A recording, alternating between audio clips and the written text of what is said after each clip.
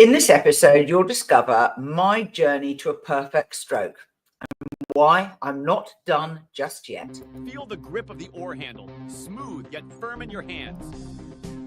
Taste the salt of your own sweat and the occasional splash of water. It's all part of the journey. Welcome to another episode of Faster Masters Rowing Radio. Each week, our host, Masters rowing coach Rebecca Caro, dives deep into the world of Masters rowing. Whether you're on the water or in the gym, join us to become a faster master. Let's go rowing. Hello, everybody, and welcome back to another episode of Faster Masters Rowing. I decided this week to take a slightly more personal slant on a topic which comes up from time to time, but which is one of those perennials that you kind of just can't answer. And it's a journey towards a perfect stroke. I'm not done yet. There is no stroke probably that I have ever taken in my entire life that's perfect. And yet, why do I keep going, keep trying to achieve this? And I can't offer answers, but maybe I can give you some insights from my own experience of rowing. It all began when I was recruited as a student. A man called Mark Jacobs, who's still out there, Mark, said, "You're tall, you should try rowing." And so I did. And we started our first strokes on a bank tub, progressing then to a tub pair and then a clinker 8. Rowing suited my physiology. I'm an endurance-y sort of person. At school, I would throw the shot put. I would run 1,500 meters. I wasn't good at sprint. I wasn't particularly good at jumping. I'm not massively athletic. Ball skills are fair to not brilliant. And so finally getting in a sport where for the first time I could really see why people liked sport, I stuck it out. I enjoyed some of the challenges. I remember trying to learn the colours of all the other rowing clubs on the river and to recognise them.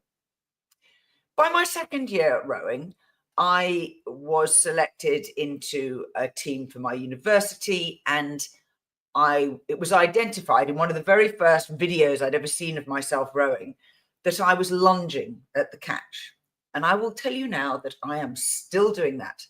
I never, ever got out of that habit. And I spend a lot of time reverting and then correcting myself and reverting and correcting myself.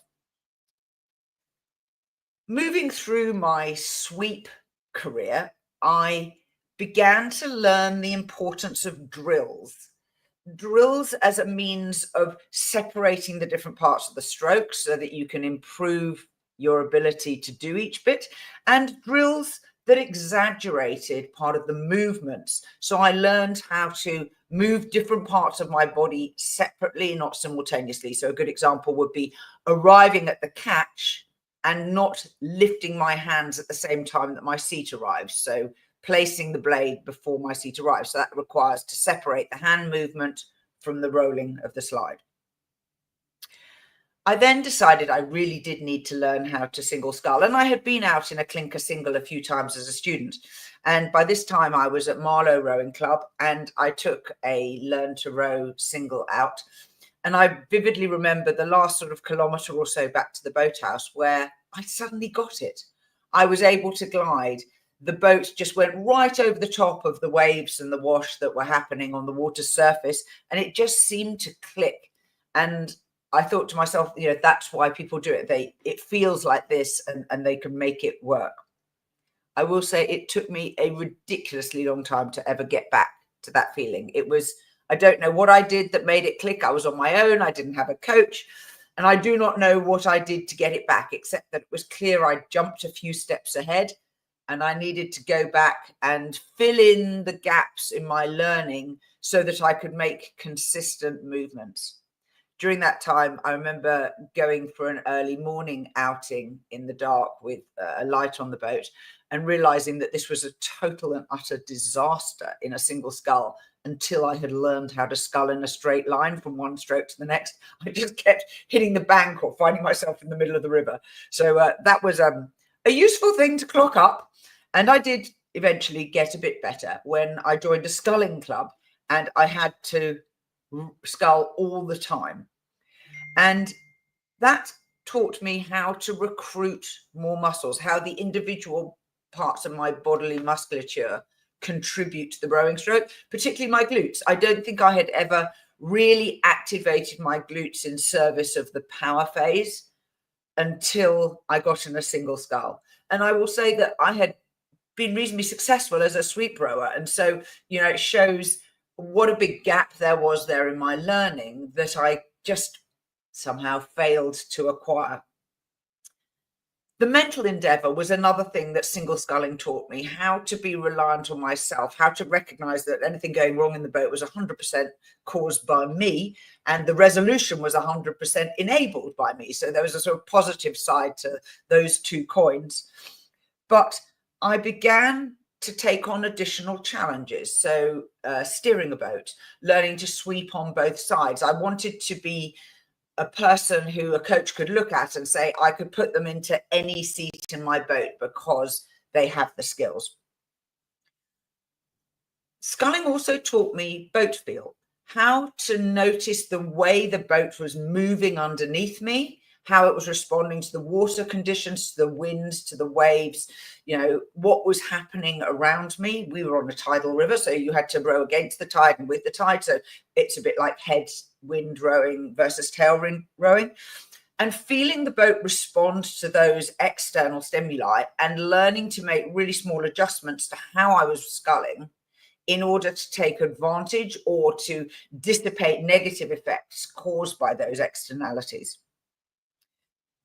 Throughout all of this, it was a continuous learning journey of, steps forward and then steps backward, like my lunging at the catch. It would come back. I remember sculling one day and just looking down at my handles at the finish and going, why are you leading with your right hand up the recovery? How did you get into that bad habit? And I have no idea how I did, but having found that I was doing it, I was able to pay attention to it and then start to fix it and resolve that. And I also came to understand the difference between your rowing style and your rowing technique. On our river, we got quite a long view upstream and downstream from the balcony of the boathouse. And I realized that from quite a long way away, you could recognize who was in a single scull because you knew how they rowed, you knew their rowing style. And that was quite a revelation to me, that there were many different ways and styles of rowing, but still using fundamentally the same technique, and recognizing the difference between these two. Individual choices, of course, are possible when you're rowing in a single. And now I'm somewhat older and into masters rowing. Aging adds another dimension to the sport. For me, as my body changes, as my abilities shift, I'm making different adaptations and changes. I think you all know I've been in the weights room now for a couple of years, and my strength is really good. I haven't had lower back pain since I've been doing lifting and strength training. So that's a serious positive, because that was something that niggled and came and went a bit throughout my career. But I also now have different challenges of a new club, new joiners. How can we learn to blend crews together with people who've learned from different traditions, different methods? Maybe they were new to the sport and they've come up through the ranks. One of the fun things for me, I enjoy teaching. I wouldn't be doing this business if I didn't enjoy teaching. And so being a coach and being an athlete simultaneously means that the pleasure of making a crew fire by everybody making small changes in order to together make the boat go better has been a really fun element of my own rowing and sculling over recent years. And so back to the topic in hand, the journey to a perfect stroke. My perfect stroke today in this crew, which might be a double scull, will be different from my perfect stroke goals tomorrow when I'm rowing in an 8. And so the journey is never over. The challenges continue. Old ones resurface, new ones arise. And enjoying the process of the journey rather than seeking a singular destination. For me, that's why I am loving being a masters rower, still working on trying to find a perfect stroke.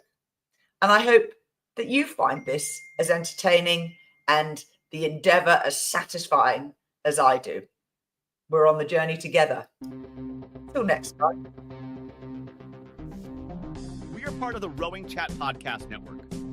Please tell your fellow rowers about the show.